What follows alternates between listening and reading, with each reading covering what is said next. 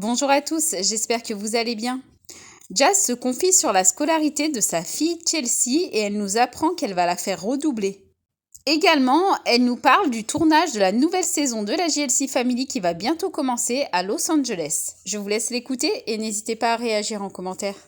Je voulais un peu discuter avec vous parce que c'est vrai que j'ai eu une semaine assez mouvementée et chargée, mais en fait, j'ai pas vraiment partagé grand chose avec vous.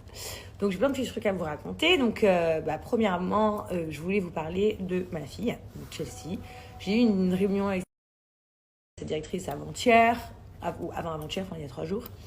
Et du coup, je devais dire à la directrice et la maîtresse qu'en fait, nous, on part dans quelques jours. Donc, Chelsea va rater le 3e trimestre de l'école parce que du coup, on part pour des raisons professionnelles, parce que j'ai des tournages, etc. Mais on a une maîtresse qui vient avec nous, donc ça, c'est super cool, qu'elle pourrait faire les cours à distance, etc. Bon, en gros, il m'explique que les cours à distance et tout, c'est pas possible. Enfin, genre, c'est qu'en raison de Covid. J'ai dit, mais quand même, du coup, si un enfant, il est malade grave, si c'est pas le Covid, ça marche pas. On me dit non et tout.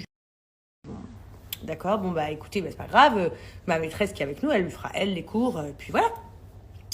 Et de là en fait, c'est trop mignonne parce qu'elle était hyper gênée, elle savait pas trop comment me le dire et tout, mais en fait il me montre en fait que Chelsea, elle est plus en retard sur les autres, sur l'écriture en fait. Genre, les autres enfants ils savent composer toute une phrase alors que Chelsea, que des mots. Mais le truc c'est que dans la classe à Chelsea, ils ont tous 1 an et demi de plus qu'elle.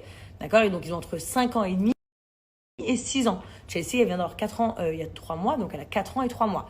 Donc c'est vrai que comme elle est en avance, parce qu'en fait elle est née en décembre, donc elle aurait dû être dans la classe de derrière. Sauf que moi j'ai poussé pour qu'elle soit dans la classe de devant, donc elle est dans la classe de devant, mais ce qui fait qu'en fait la maîtresse me dit, en fait elle est en cohésion avec son âge, mais pas avec sa classe. Là, à la rentrée en septembre, moi je savais pas, je dis mais de toute façon ils vont passer en 3e année de maternelle et tout, enfin en FS3, je suppose que ça s'appelle comme ça.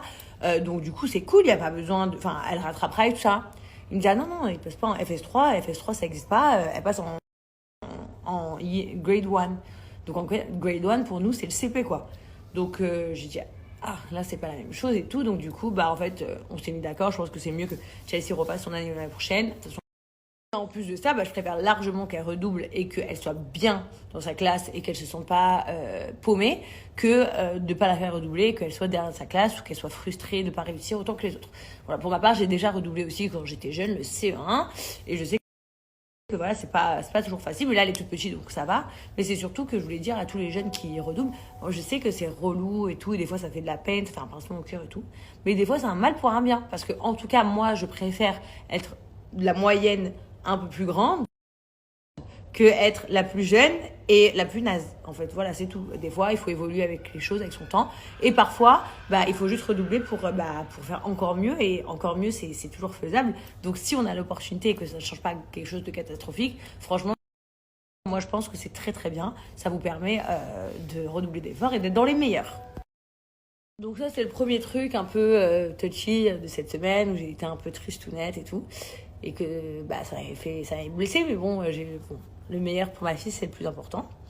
Ensuite, je voulais vous dire, nous approchons définitivement du grand jour.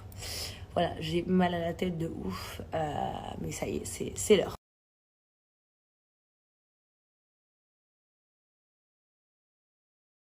Dans exactement 8 jours, la JLC Family s'envole pour Los Angeles. On va aller vivre le dream américain et du coup, bien évidemment, comme toujours, vous allez vivre ça avec nous. Donc, oui, je vous le dis officiellement, il y aura la 6e saison de la JLC Family qui commence dans 8 jours. Donc c'est trop cool. Voilà, je suis super contente. J'avais grave de trucs à me raconter. J'ai un trou là. C'est pas grave, je vous raconte en attendant. Hier, je suis allée à la baby shower de Souela. C'était trop cool. Aujourd'hui, je vais à l'anniversaire de une de mes meilleures amies, donc Laura. Donc ça aussi, ça va être trop cool. Aujourd'hui, je suis allée acheter le cadeau de Laura avec une personne. Je pense que si vous saviez, vous serez choqués. Mais comme quoi, dans la vie, jamais de quoi il fait demain. Quoi d'autre. Donc voilà, donc pour vous raconter un petit peu, donc je pars pour 10 semaines de tournage, donc c'est juste énorme. Les 3 premières semaines, j'aurai pas mes nannies habituelles, donc ça va être la cata, je vous dis la vérité, dans le sens où je vais essayer qu'Eden vont péter les plombs. London encore, il est tout petit, il s'en fout, il est tout le temps avec moi, ou il reste un peu avec Chelsea, mais j'en fous quoi. mais KDG6, ça va être l'apocalypse. Mais du coup, on a une maîtresse qui vient avec nous, donc ça, c'est super chouette. Et puis voilà, donc je pense que Los Angeles, ça va être une vraie aventure. On va vivre grave de trucs. Enfin, voilà. Et pourquoi? Tout simplement parce que j'ai vu des rumeurs de je ne sais quoi. Les grands candidats de Dubaï vont se faire exécuter, je sais pas quoi. Moi, je vous rassure, j'ai un très très gros visa à Dubaï. C'est juste que je me la raconte pas en le montrant, mais j'ai pas un visa en plus normal du tout. Mais je vous le dis, c'est en aucun cas vrai cette histoire. Je ne sais pas d'où ça sort. Et justement, ils avaient pris. Effectivement, c'est un rêve. Hein. Et on va visiter des maisons là-bas. Et du coup, s'il y a une maison qui nous plaît, on va certainement l'acheter. Mais on va toujours garder notre résidence et notre maison à Dubaï. Mais peut-être pas celle-là, ça c'est vrai. Parce que celle-ci, je l'ai mise en vente. D'ailleurs, j'ai vu qu'il y avait des blogueurs qui l'avaient sortie.